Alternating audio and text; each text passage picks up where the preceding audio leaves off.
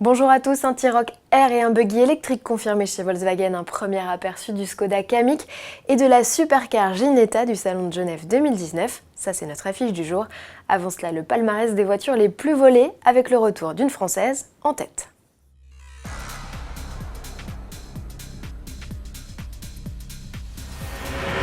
La Smart Fortwo est détrônée, ce n'est plus la voiture la plus volée en France, elle reste néanmoins dans le top 3 des modèles préférés des voleurs, selon le classement exclusif publié ce 1er février dans Auto Plus. Alors qui lui a volé la vedette? Réponse, la Clio 4. Il faut remonter en 2012 pour retrouver une Française en tête du classement. C'était encore une Renault, la Twingo 1.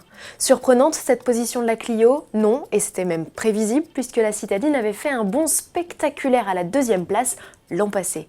Pourquoi est-elle si convoitée? Explication de Sandrine Daré, la journaliste auteure de l'enquête.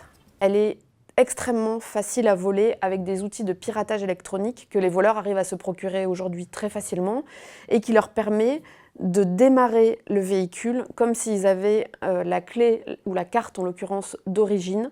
Ça prend 1 minute à peine, c'est d'une efficacité redoutable. C'est vraiment un fléau qu'Auto Plus dénonce depuis plusieurs années et malgré toutes nos alertes, malgré tous les sujets qu'on a pu faire là-dessus et dans lesquels on dit d'année en année, ça continue, c'est même de pire en pire et ça concerne des véhicules de plus en plus récents. Malgré ça, Renault, comme les autres, ne fait pas grand-chose. Il est grand temps qu'ils trouvent des solutions plus convaincantes que celles qui ont été trouvées jusqu'à maintenant et qui se montrent réellement inefficaces face aux attaques des voleurs. Renault n'est pas le seul constructeur français touché, Peugeot et DS sont également impactés.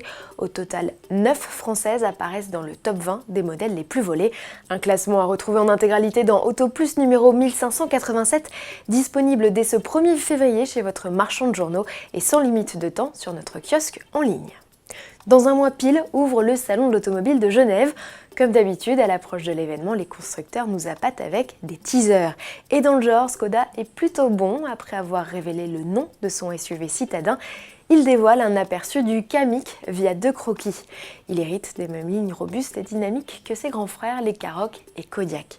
Spécificité du petit SUV, il reprend au concept Vision X, dont il s'inspire, les optiques en 2 parties.